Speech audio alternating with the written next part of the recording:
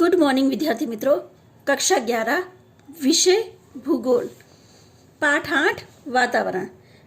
पिछले वीडियो में हम लोग क्षोभ मंडल और समताप मंडल के बारे में जाना। यहाँ पर हम लोग मध्य मंडल के बारे में जानेंगे। समताप आवरण के ऊपर लगभग 50 से 80 किलोमीटर तक की ऊंचाई के भाग को मध्य मंडल कहते हैं। इस आवरण में ऊंचाई पर जाने पर तापमान घटना यानी घट जाता है। लगभग 80 किलोमीटर की ऊंचाई पर तापमान घटना बंद हो जाता है। इस ऊंचाई को मध्य आवरण सीमा कहते हैं। इस विस्तार में हवा का जो तापमान है -90 डिग्री से -100 डिग्री सेल्सियस तक हो जाता है। यानी कहने का अर्थ जैसे जैसे हम पृथ्वी से ऊपर जाते हैं वैसे वैसे गर्मी का प्रमाण बढ़ता जाता है। हवा पतली और गर्म होती जाती है। जिस तरह हम पृथ्वी से ऊपर जाएंगे हवा का अनुभव हमें होगा कि वो पतली हो गई है और गर्मी आपको ज्यादा अनुभव होगी। चौथा है ताप मंडल। मध्य आवरण के ऊपर के आवरण को तापमंडल कहते हैं। ये पृथ्वी के ऊपर का चौथा आवरण है। यहाँ पर 80 किलोमीटर की ऊंचाई से प्रारंभ होकर जहां वातावरण पूरा होता है वहां तक विस्तृत है। यह हवा एकदम गर्म एवं पतली होती है।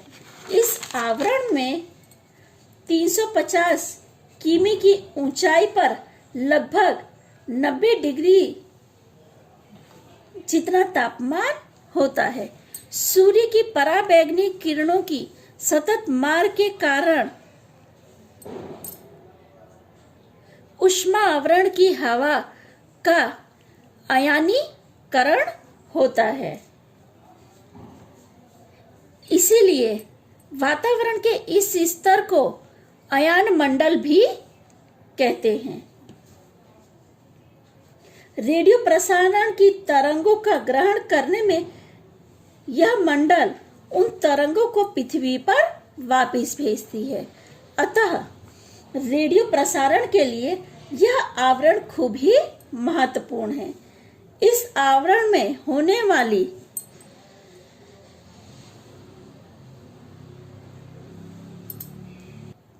आयनीकरण की प्रक्रिया के कारण कई बार ध्रुव प्रदेशों में ऊंचे आकाश में मेरु ज्योति देखने को मिलती है, जो कई बार प्रकाश रेखा के रूप में कई बार मंडल की झालर के आकार में भी दिखती है। विकसित राष्ट्रीय अंतरिक्ष यान द्वारा विविध प्रकार के प्रयोग करके अधिक ऊंचाई पर आए हुए वातावरण की जानकारी प्राप्त करने के लिए प्रयत्नशील हैं। कहने का अर्थ है कि पृथ्वी के 80 किलोमीटर की ऊंचाई से लेके बाकी जहां तक आवरण है वो तापमंडल में आता है। मैं आपको वातावरण के बारे में थोड़ी बहुत जानकारी इस आकृति की मदद से देती हूँ। ये पृथ्वी का स्तर है। पृथ्वी के स्तर से क्षोभ मंडल प्रारंभ होता है। तो क्षोभ मंडल मैंने आपको बताया कि अलग अलग स्तर पर वातावरण के हिसाब से देखने को मिलता है। उष्णकटिबंधीय प्रदेशों में 16 किलोमीटर, समशीतोष्ण में 12 किलोमीटर और शीत कटिबंधीय प्रदेशों में 8 किलोमीटर की ऊंचाई तक क्षोभ मंडल विस्तृत है। और ये क्षोभ सीमा है जो विमान उड़ान के लिए काफी उपयोगी है।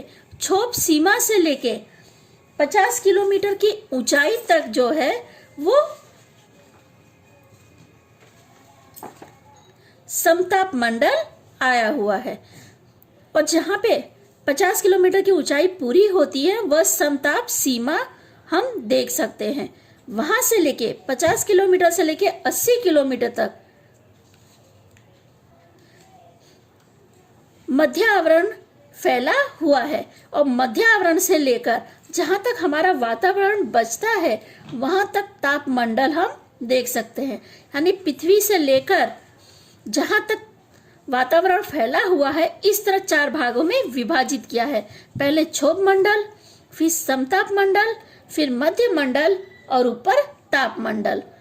इस तरह से 4 आवरण में पृथ्वी के ऊपर के आवरणों को बांटा गया है। इस आकृति को आप लोग सभी ध्यान से एक बार पढ़ लेना और अच्छी तरह से इस आकृति को याद करना, क्योंकि अक्सर एग्जाम में ये आकृति बनाने को आती है। तो पहले आपको पृथ्वी, उसके ऊपर क्षोभ सीमा यानी क्षोभ मंडल आपको बनाना है। क्षोभ मंडल से लेके 50 किलोमीटर तक समताप मंडल, 50 से 80 किलोमीटर तक मध्य मंडल और उसके ऊपर जहाँ तक हमारा वातावरण है वहाँ तापमंडल आप लिखेंगे। ठीक है विद्यार्थी मित्रों, आगे की चर्चा हम लोग अगले वीडियो में करेंगे।